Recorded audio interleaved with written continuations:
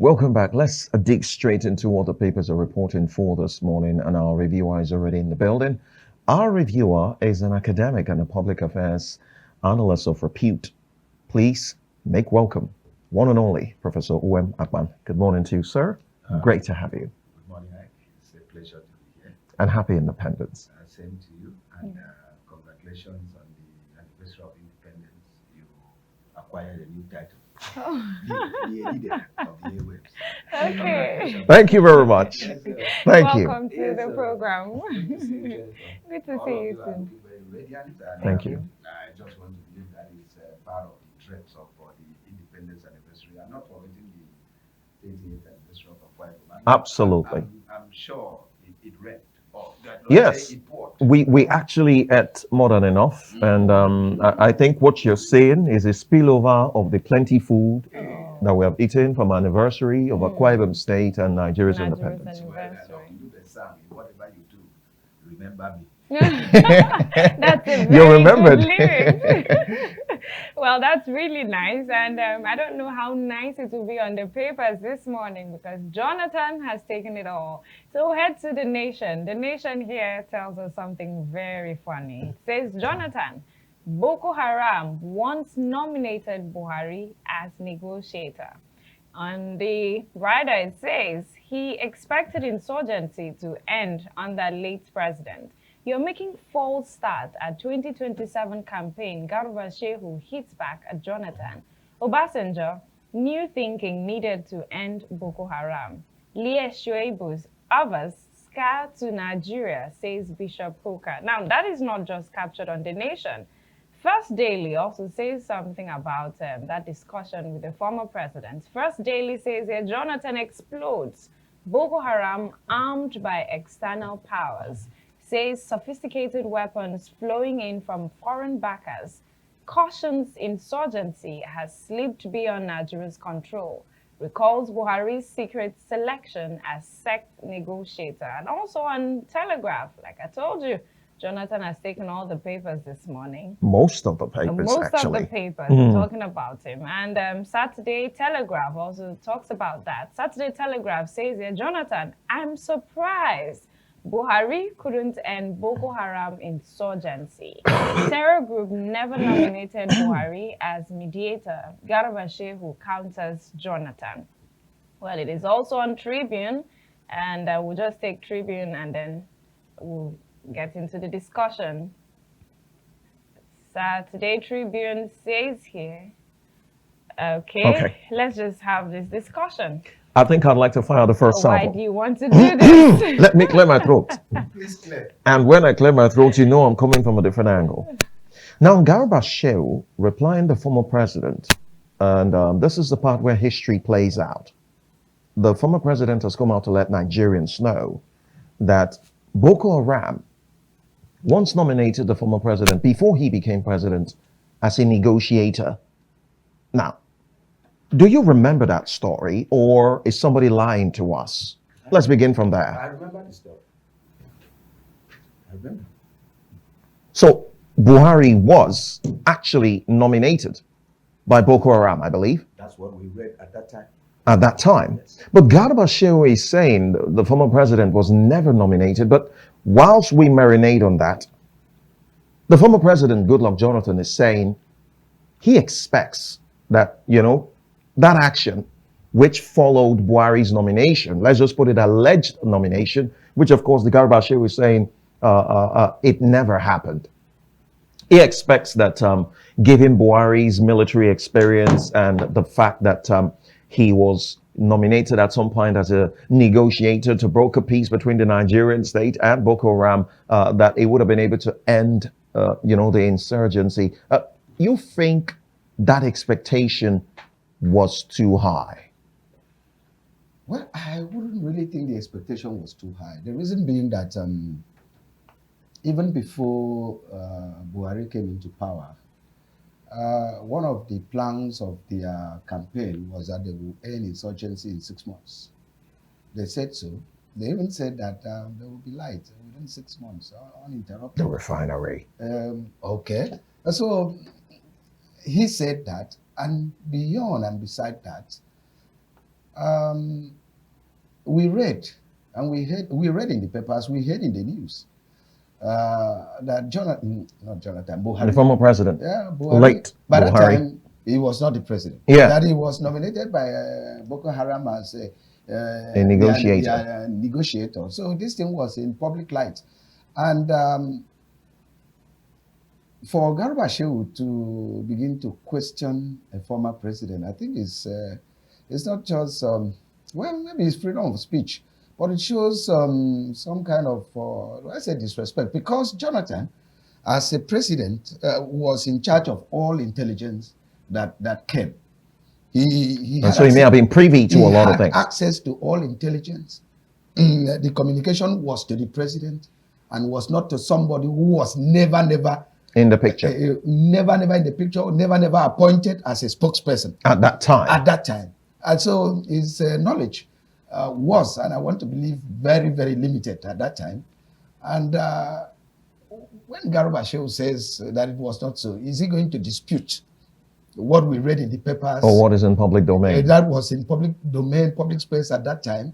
So I think he's taking it too far. Yeah. But the question, Jennifer, forgive me. The question I'm still asking is, if Jonathan is exploding now that he had expected that Buhari's regime would have ended insurgency, I had asked if that expectation was too high, given the president's pedigree as a former military man. It wasn't. I alluded to that it wasn't in the first. He said he will end it in 6 months. He said so, and that statement was a statement of commitment. And number two, he was a military man, or he was a military man, and so we would have expected a military man to drive those people out. And thirdly, these people nominated him as their negotiator, and so he was in a better position to understand the intricacies, the dynamics of this Boko Haram issue. And so with that, he will be able to drive them out. And besides, as a commander-in-chief, he had all the arsenal in his hand. He could use it the way he wanted. So looking back at it, I can say that he was not committed. I see. But over the years, since Jonathan left office, he never said a word about it. So why now? That's the problem with former president speaking. As I came in here, I saw one clip, Bowels of History. Yeah. You see, Nnamdi Azikiwe. yeah, that's why former presidents a lot of times keep quiet. Because if they begin to bring out what happened, what they knew, the polity will be very hot, as it is now. I don't know why he's saying it now, but one thing is that you cannot take it away from him that those things happen. He may have his reason for saying, maybe he's, I don't know whether it's connected with the pressure on him. Should we tie it to 2027? Why do you tie it to him? After all, why do you tie it to 2027? After all, even if he were to contest, he's not contesting against Buhari. So that will be used against Buhari. Yeah, but just to add flesh to Jennifer's question, Jonathan is still in the spotlight now. Jerry Ghana has assumed the position of his unofficial spokesman. Every now and then, Jerry Ghana is talking about Jonathan coming to contest. As a matter of fact, he wanted the PDP to give him the ticket. Now, when Jennifer said the former president had stolen the spotlight, perhaps basking in the euphoria of the moment, he's making statements to his credit. He's bringing himself out to sell himself to Nigerians that, look, I know things and I can do things. You don't suppose that is the reason why Jennifer said it's connected to 2027? Somebody told me the other day that Jennifer is a prophetess, and so I will not be surprised. that she could read the minds of people. I will not be surprised. But beyond that, we don't have to think so much more than what we have seen. But it may be at the end that it has one or two connections with 2027. And if you permit me to say something, I don't know To be very sincere, I don't know why people, not Jonathan himself, I don't know why people are trying to push Jonathan into this whole business. Why not? Why not? The reason being that I think last month or so, Jonathan said when he attended the birthday of his former chief of staff in Benin, he said that there was only one man he could trust in politics, and that was that man. All others were fake. And that what they tell you in the morning is not what they tell you in the afternoon, is not what they tell you in the evening or night. And that there's so much betrayal in the political space, and that he was betrayed and betrayed and betrayed.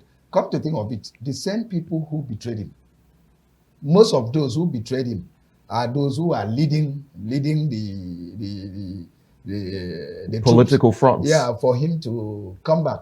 You see, it's very. I think Jonathan should read that some people are trying to use him to settle scores with the Tinubu. The same people who worked for him to fail are now trying to use him to settle scores with Tinubu. There are some sections of the country that say that they are not satisfied with Tinubu. Tinubu must go. I'm not saying he should stay. But in the attempt to make Tinubu go, they look for one of, I say, fall guy, and that is Jonathan. So that they use Jonathan to try to settle scores with Tinubu. If I were the former president, I will use the words that APC used for him. He said, please allow Jonathan to enjoy his retirement. Okay. He's a statesman. The same people. Now, let's look at it realistically. He was in power. He controlled the instruments of power. He did not win. He was betrayed. Now he's out of power. Is that where will he get even one instrument? Well, perhaps he may enjoy the coalition at the moment, because of course there's a building of a force. Political parties are coming together. The ADC. I don't know about the ADA. Ada, if they're still going to awaken that lady, I don't know. Ada is supposed to be the first daughter. Well, I don't know. Ada was loud at some point, but she's quiet now. But there's a building, there's a gathering, there's a momentum building at the moment. You don't suppose Jonathan may enjoy this gathering, this coalition, and he may just be lucky that they agree. Because his name is Goodluck. Well, I guess so. Well, the gathering is more of a storm than any other thing. Because that the so-called coalition, I'm telling you now, that coalition is a coalition of, I think there's a film that they say, is it a Hammer House of Horror, something House of Horror? Oh yeah, I remember that. Wow. We don't have to go there. That house is a house of commotion. Why so? Why so is that at the moment, nobody knows who is a member, who is not. The other day, the ADC, they issued a statement saying that if you want to belong to ADC, that you should resign from your former political party or your current political party. And there were responses. One of them was from Peter Obi. He didn't speak, but his supporters spoke. That they could not give their mentor the ultimatum. And the ADC responded that it is unethical for you to come and even try to hold a position in ADC while you are in another party. Meaning that house, as we see it, has been built, is a house of commotion.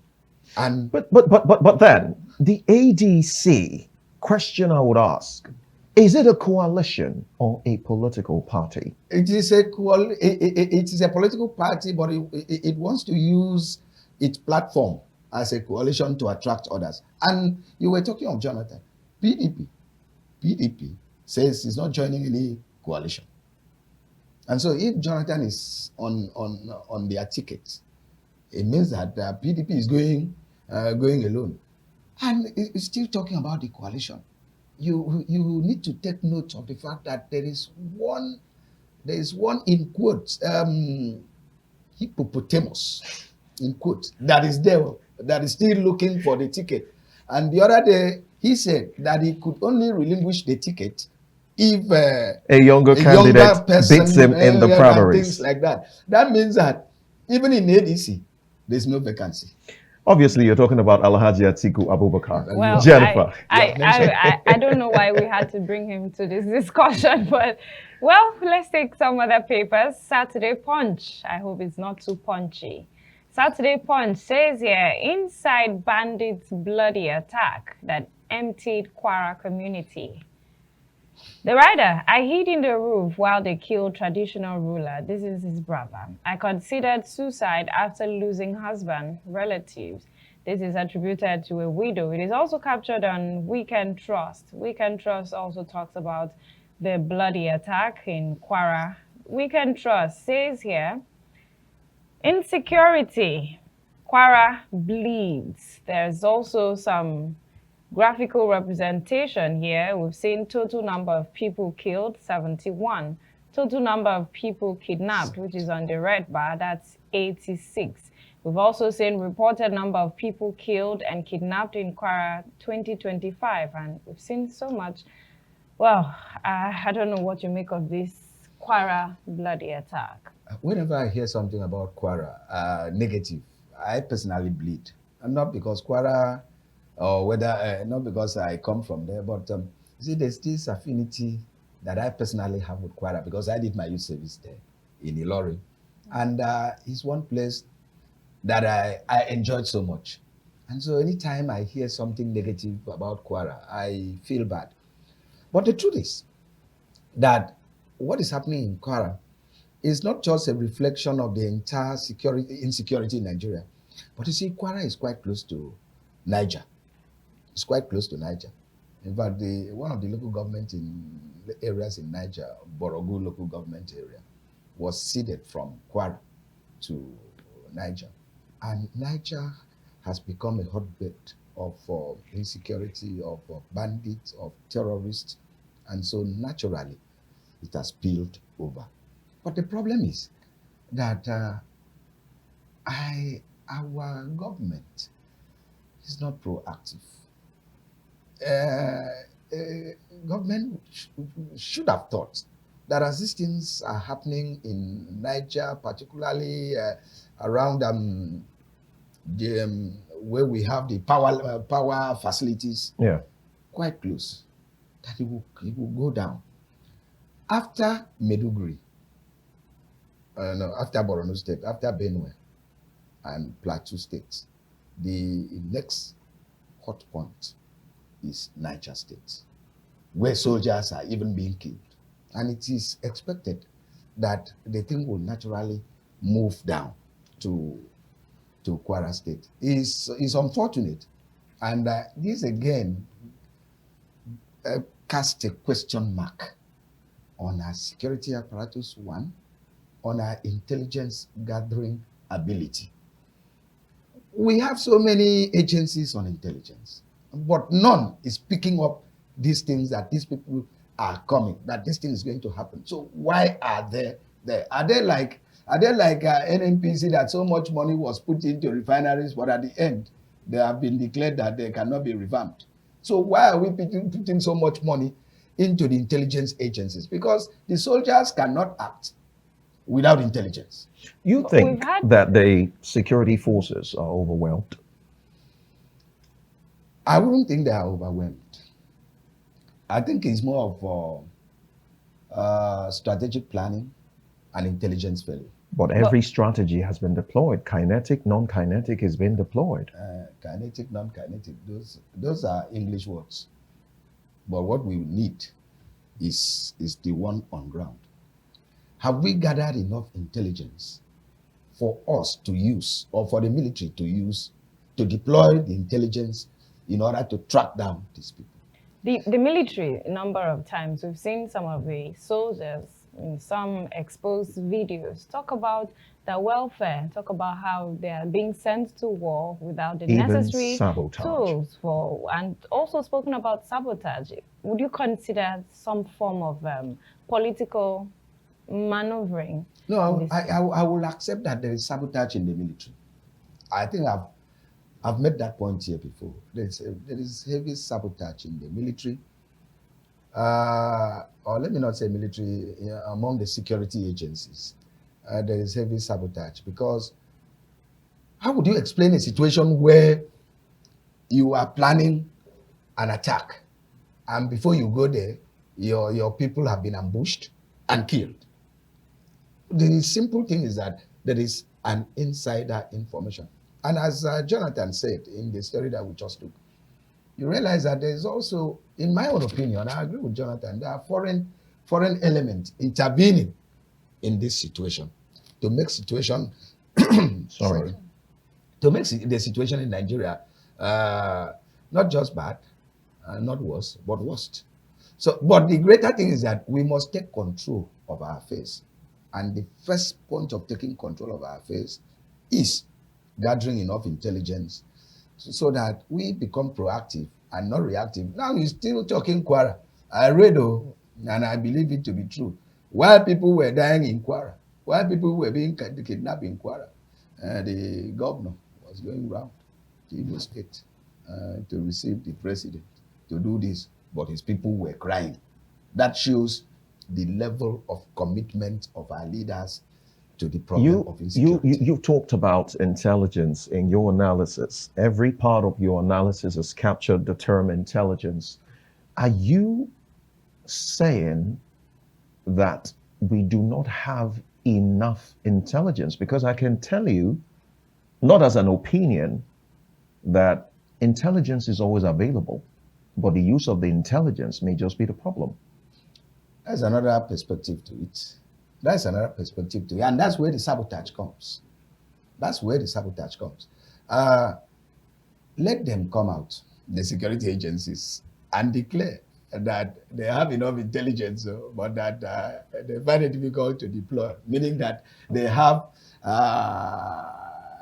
do we say, fifth columnists in the system? Why I said that, over times we have heard, you even alluded to that fact that every time they are in pursuit of these insurgents, someone calls them back.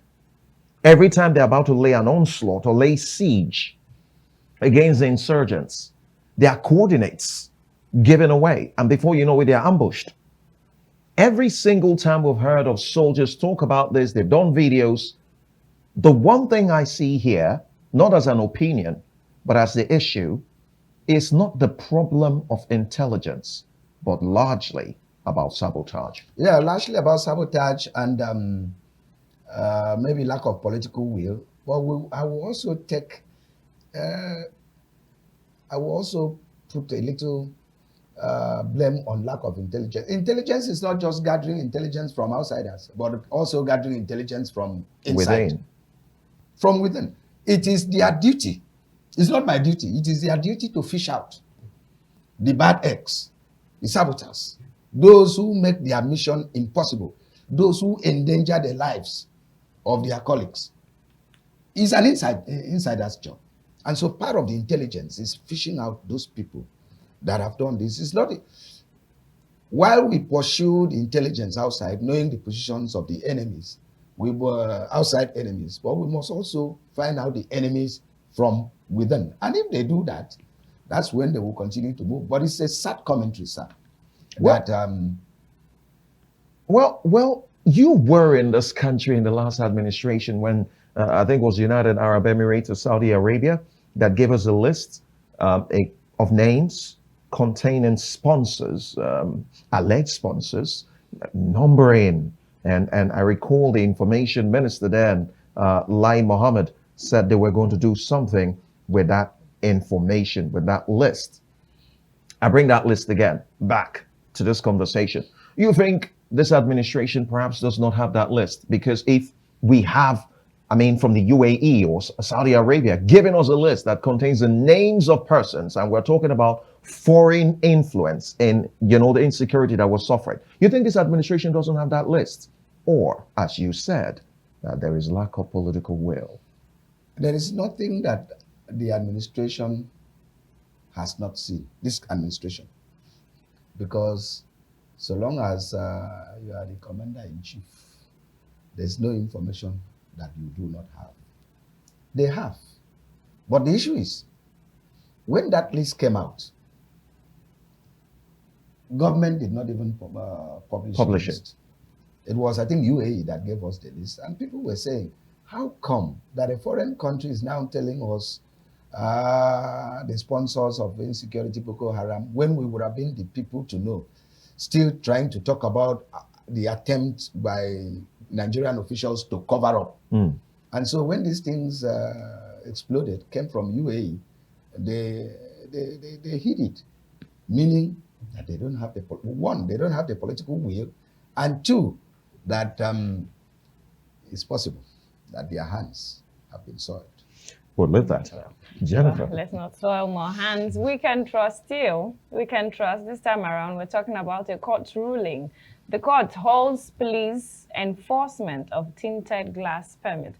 I don't know if you've experienced traffic jam in the last how many days across Uyo because of the checks for tinted glasses. I've seen, you know, I drive. I don't drive always because of fuel, but the few times I've gone out, I've seen, and those guys they took it as all their life, depended on that. I saw it, and traffic hold up everywhere, and so. I mean, I've seen. But then some did they stop you? Why would they? Well, Jennifer drives a Legacy. She drives a Legacy. My Legacy, they won't even there. But then there's been some speculations that they have shown more interest on the tinted glass issue as against maintaining law and order. Well, tinted glasses. Let me say, use tinted glass is part of law. It's part of order. The idea is that when you are in a vehicle, that we should see who is inside, so that from outside we can guess what you are carrying. But the issue is that these tinted glasses, the majority who use the tinted glasses are the very people who make the laws. They are the very people who make the laws. And the IGP, yes, but there are people who are higher than the IGP politically, and so when these people are touched, you know that they will react. It's not like you and I. And so when you talk about law and order, let me tell you why it is very viable to pursue tinted glasses more than the law and order. Because law and order, you are likely going to meet riffraffs, criminals. Well, if I may interject you, Prof. Okay. Forgive me, please. There is a situation. When this whole thing came out, some lawyers took the police to court. There is a pending court issue. And if that matter is in court, I want to believe that there is a stay of execution at the moment, which would mean that until the matter is determined, yes, that the police cannot proceed on a course of action. By my little knowledge of law. However, it has been reported that in some states, even in Akwa Ibom, that enforcement had commenced. Is this not a violation? Because the police is supposed to, as law enforcement officials, uphold the law. Do you get my drift? I'm just laughing because the people who are supposed to enforce the law, they're always the first law breakers. They know, and the good thing is that we have sensitive, sound lawyers who are always available to draw attention to things like. It's not as if they don't know, and I will come back to that. Let me also mention this, not the police, but the road safety. Judgments have come at the Court of Appeal that they cannot be the accuser, the prosecutor, and the judge. Yes. And judgments have come that they cannot be on state roads. They're only on federal That roads. they should be on federal roads. And road safety is aware. I interact with some of their officials. Is it the official? Is it the road marshals? And when I say that, they just laugh, that they know. that in spite of the court judgment, you still find road safety on federal roads, On state roads. on state roads. And you still find road safety trying to be the accuser, trying to be the prosecutor, and trying to be the judge. Are you saying that road safety does not have a legal department? They do, just as the police do. But let me go back to what the question Jennifer asked. Law and order, as I said, will mean interacting or facing riffraffs, criminals, and that is breathtaking, energy-taking. And at the end, it might not be very viable. But tinted glasses, very viable. By the time you are caught with tinted glasses without permit, the next thing you want to do is, how do you go home? I understand your viability. Okay. Perhaps How you're do talking you- about commercial viability. Yes, so how do you go home? I get you. I get your point now. And you know what a policeman told me many years ago? He said I broke traffic rule, which I didn't. He caught me. I said I did not do anything. He quoted the Bible. That the Bible says that if you have a case with an officer, settle with him. Because if you don't settle with him, he will take you to the court. He will take this, and there you will spend more. That's the portion he quoted for me. And so when you are caught for Tinted glass, tinted perhaps? glasses, whatever, and so the expectation is that you should settle before you are taken to the station. But then, before Jennifer takes us to the next newspaper, that would invariably mean that the law is not respected. Because if the enforcers of the law, who are supposed to understand that a matter is in court and that there is a stay of execution, proceed nonetheless to execute, that would mean that they do not respect the law. But that's the truth. That is the truth. In fact, if we want to look at the most frequent lawbreakers in Nigeria, it is those who make the law in the first place, and those who are supposed to enforce the law in the second place. That are the greatest lawbreakers. Unlike people like you and I, who are innocent citizens, who will be afraid of the consequences of breaking the law. But their own, they are the law. And so the law is in their hand. It's like an ass. The way they want it, they beat it. Okay. Well, and some other issues as captured on First Daily. First Daily says here, Atiku versus INEC. Commission not serious about electoral reforms. First Daily. Commission not serious about electoral reforms. As of last week or a week before, Atiku or the ADC, let me put it this way, had already mentioned that INEC would deserve an unbiased INEC chairman. And now Atiku is coming out plain to say the commission is not serious about electoral reforms. What do they? Why are they so interested in the INEC? Well, even you and I, we should be interested in INEC because the duty of INEC is very central to the survival of Nigeria. It's INEC that will conduct the election that we believe should bring in people who have credibility, who are transparent, who are committed. And so to that extent, not only Atiku, all of us, including you and I, should be interested in INEC and even the new INEC chairman that will be coming. But unfortunately, the new INEC chairman can only be nominated by one person, no matter what we say. Can only be nominated by the president. Is it suspicious that INEC has already been infiltrated by? I don't know when INEC had not been infiltrated. I don't know. But the point is that what Atiku is saying is trying to put them on the edge so that they will do the needful. I think the European Union came and met with the INEC this week. I think this week. And the European Union, after the last election, had proposed a number of fundamental changes. I understand some of those changes, or reforms, not changes, reforms, are to be carried out. In fact, they are legislative reforms. And these things are beyond the power of INEC. They are to be done by the National Assembly to amend the Constitution.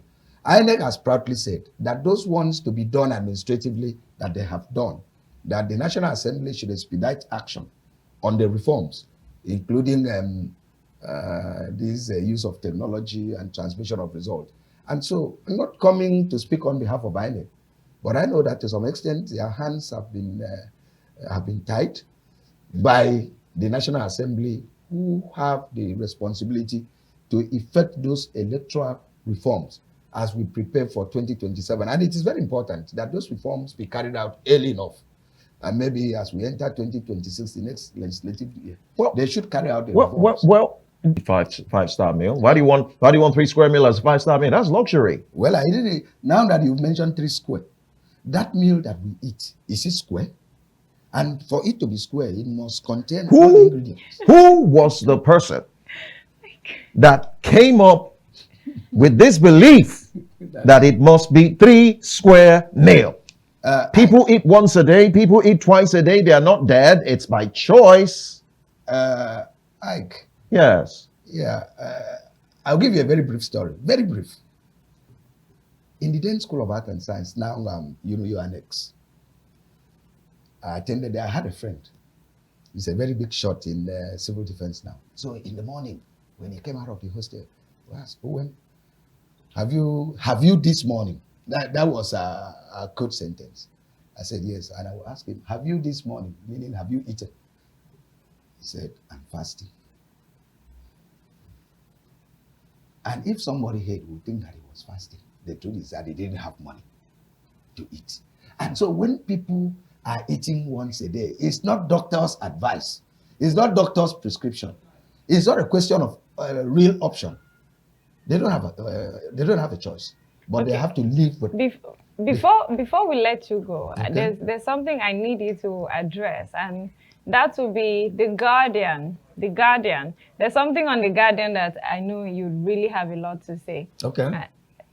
Yes, and the Guardian here says, striking lecturers of Ondo Varsity lament government neglect of institution. I know you have a lot to say on this. I know. So what's the question? Striking lecturers of Ondo Varsity lament government neglect You'll be of very institution. interested. Yeah, that's why I had to bring it. Is You'll be government very, very really interested in the story. neglecting institutions? I think so, but not all governments. There are some states that are doing well. Let me tell you, it's in the public domain. If you go to Rivers State University, they may not be earning like politicians, but their pay is commendable. So there are some states. In fact, to be very sincere, some state universities are doing 100 times much better than the federal universities. The pay of someone in a federal university is almost half. That's a professor. Half of what somebody in the Rivers State University is earning. But not all state governments are doing that. Some state governments are following the footsteps of their father. That is the federal government. But we plead that they improve the lot of lecturers because our take-home pay cannot take us home. But there are also the discussions that it is not just the thing of the federal government, that these institutions amass monies. And they make money. Yeah, they make money. And yet they do nothing about it. And they want the federal government to take every single cost. Yet they bill students. Let me tell you, even though I'm not an administrator, but I have an eye. I think I can sense what happened. See, the money that the universities generate, I'm not holding brief for the vice chancellors. The money is not enough to run the system. Take fuel, for instance, electricity, for instance. They pay millions every month to keep the system running. And whereby there is national blackout, they will call it the system has collapsed. They have to buy diesel. It's not easy. It's not easy. And it is from this internally generated revenue that they try to settle some of the claims. That is not easy. So those who say it may not know. They think that this money is so much there. But I'm not holding brief for them. But I know that sometimes I pity them. But Prof, I do not intend to argue with you. I mean, if I was not forgive me, I want to be sneaky. If I was not in any way in the ivory tower, or I didn't know any activity in the ivory tower, I would have listened to your beautiful story. Very fantastically told. But I would beg to disagree because we have thousands of students in different campuses.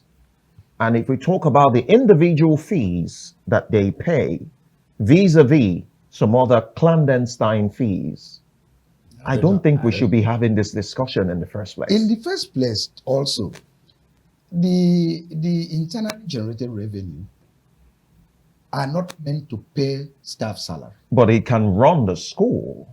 And basically, that's what they are using to run to the best of their ability. Yeah, but a lot of times they come out to say even those monies are not enough to run the school. Sometimes are not. Oh, really? Sometimes are not. But I'm not holding brief for them. And so when we talk of government neglecting welfare of lecturers, it is not the duty of maybe a vice chancellor to come and improve the salary. Prof, you people do adjunct. You people bill students. Mm-hmm. Should I go on and, Prof, do you want me to rock this table? Do you want me to rock this table, Prof? You're a Prof. You people cannot be making this kind of noise. No, let me say this. People, I don't know where you got that from, but it doesn't mean that we don't have bad eggs that can do illegal things. You cannot elevate what people do illegally. You cannot use it to generalize for the system. And from the way you are talking, you want the system to depend on that. Well, I'm not saying, but of course, the noise should not be so loud because you people are eating and licking your lips as well. When you talk of adjuncts, how many lecturers go on adjunct? A couple of them. Very few. And let me also say this, maybe you didn't know. You know that thing they call IPPIS? Yes. Good. It stopped adjunct, it stopped sabbatical, and sabbatical is the entitlement of a lecturer after 7 years when he would have gotten to a position of senior lecturer. How did it stop? If I leave Uyo and go to Unica, Federal University, my name will be reflected there. And immediately, my name reflects in 2 places. In fact, it stops automatically. So I tell you, even at the moment, lecturers are not going sabbatical.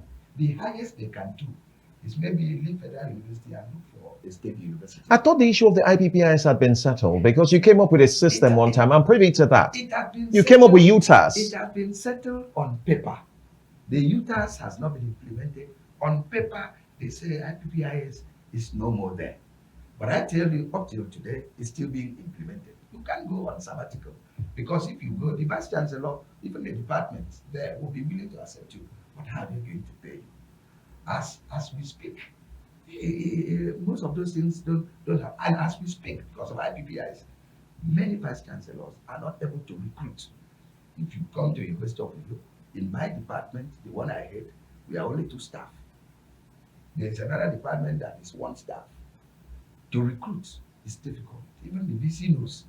But they have not given him clearance from the office of the accountant general where the IPPIS is. And so these things on paper are gone. But in reality, In practice. are there. And so when you say we go and adjunct, please, if you see any place where I can do adjunct, but it must be close by. Because if it's not close by, the costs of going for the adjunct, they pay you, I think, 40% of what should be your salary. And before you know it, the 40% will have been taken up by transportation. Well, Okay. we will discuss that off mic. Off the show. Thank you very much, Professor Uwem Akpan, for coming to Always review a the pleasure. papers with us. Always a Indeed, pleasure. Indeed. It's always an honor to have you review It's a papers pleasure with to us. be here. Thank guys you. are doing well. Thank you. It's also my honor to be here. We enjoy every moment you come around. Thank you. Let us put let us one that of course there are other stories in the papers for this morning. We've just spoken fundamentally on the most topical issues, so you will do well to approach your newspaper vendor for this morning to perhaps pick up the newspaper of your choice if any other story we haven't taken this morning interests you.